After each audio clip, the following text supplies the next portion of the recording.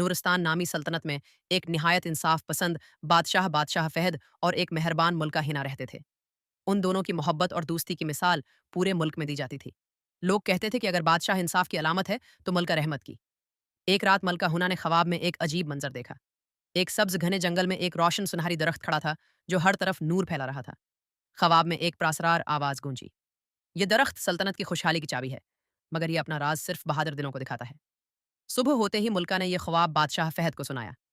बादशाह ने वजीरों को बुलाया, मगर किसी को इस जंगल के बारे में इल्म न था। आखिरकार उन्होंने फैसला किया कि वो खुद मलका के साथ इस जंगल की तलाश पर जाएंगे। अगली सुबह वो दोनों अपने काबिल एतमाद घोड़ों पर सवार होकर निकल पड़े। रास्ते में पहाड़, दरियाए नेलम की चमकती लहरें और हरे भरे मैदान आए।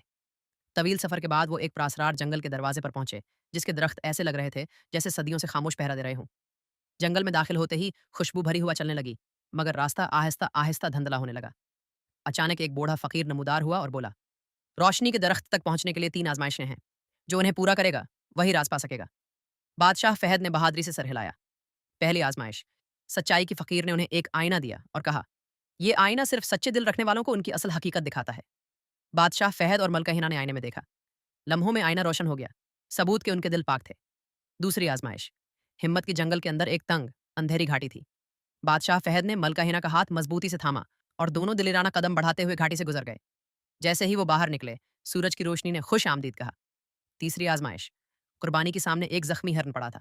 फकीर की आवाज़ आई, आगे बढ़ने के लिए उसे बचाना होगा। बादशाह फ़हद ने अपना कंबल हिरन पर डाल दिया और मलका हुना ने उसके जख्म पर पट्टी बांध दी। फौरन ही जंगल रोशन होने लगा। अचानक सामने वही ख्वाब वाला सुनहरी दरख्त नमूदार हुआ, रोशनी से नहाया हुआ। दरख्त की नर्म आवाज़ गूंजी, तुम्हारी सच्चाई, हिम्मत और कुर्बानी ने तुम्हें अहल साबित किया। ये सल्तनत हमेशा खुशहाल रहेगी। दरख्त से एक सुनहरा रोशनी का गोला उठा और उन दोनों के हाथों पर आकर टुक गया। उन्हें एहसास हुआ कि असल ताकत तलवार में नहीं, बल्कि इंसाफ, मेहरबानी और कुर्बानी में है। सल्तनत की बहार महल लौटने के बाद बादशाह फ़हद और मलका हिना ने उस नामत को अपनी ज़ात के लिए नहीं, बल्कि पूरे मुल्क की भलाई के लिए इस्तेमाल किया। सल्तनत में इंसाफ बढ़ गया, गरबत कम हो गई, बीमारों के लिए शफा खाने बने, किसानों को ज़मीन मिली, अमन व मोहब्बत आम हो गई। रोशनी वाली नामत ने पूरे नूरस्तान को ऐसे बदल दिया जैसे खिज़ा में बाहर आ जाए।